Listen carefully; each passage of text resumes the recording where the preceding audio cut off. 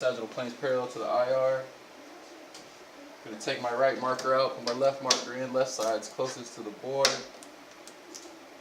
Place the marker in front.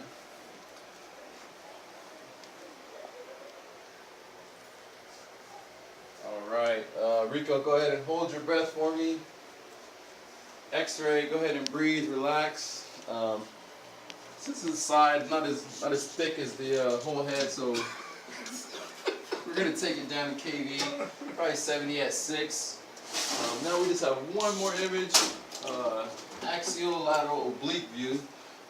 Looking at the mandibular body of the side of the interest. We're gonna do a film crosswise. A little workout. I'm trying to power through it. Still, once again, 25 degrees cephalad angle. We are going to do line them up, mid-sagittal plane parallel to the IR to start with.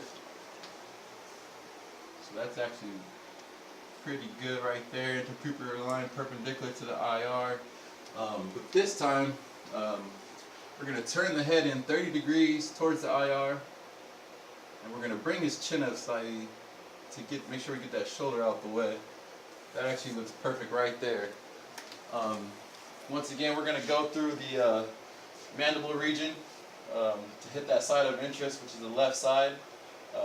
Tubes lines up with the bucky, so it looks like we're actually going in pretty good. The collimate is getting in the whole mandible. Might even bring him up some. Which is actually good right there. Make sure we get the whole mandible in.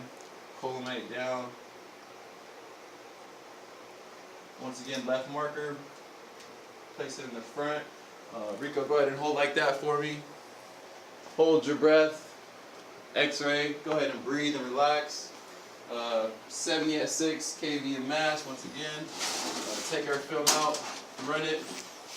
So Rico, we'll get these images over to the radiologist and get the report back to your doctor. Any questions?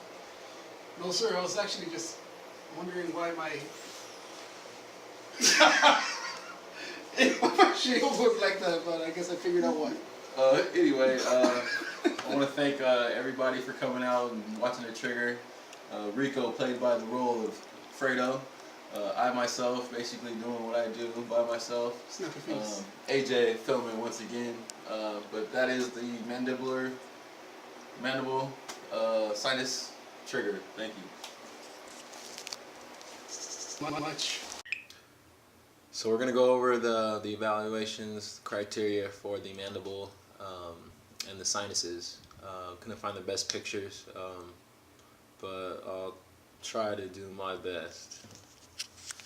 So first we're going to start out with the PA mandible. We are focused on the rami, but in the PA you can still see the rami and the body.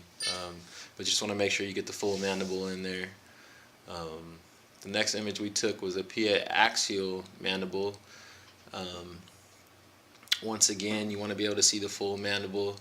You got the body and the rami. We were focusing on the rami, but as long as you got both of them in there, we'll be okay. The next one we did was the axiolateral oblique, focusing on the rami as well. You can see the full mandible of the side that we were looking at, the body, the rami. You just want to make sure you have everything in there. The next image, the lateral, axiolateral, was a tough one to find. Wasn't in the book. Best I can do. Once again, you got the mandible in there and the rami. Probably really don't want the whole skull in there, but that was the best I can find.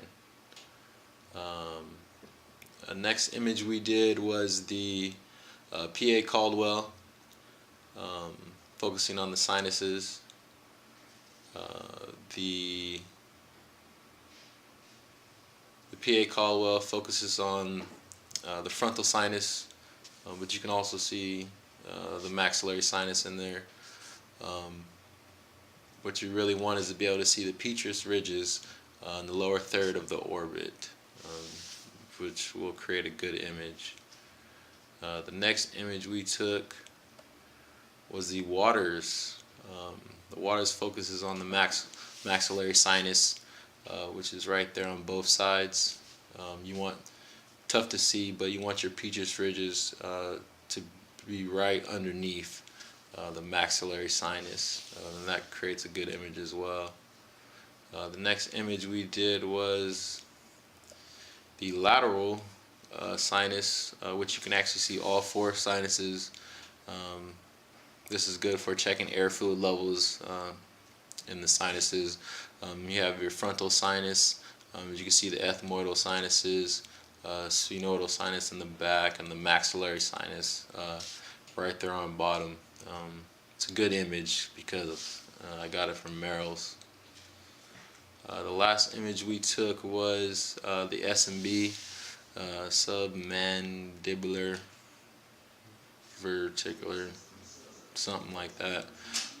But the last image, you can see the ethmoidal sinus, sphenoidal sinus, maxillary sinus.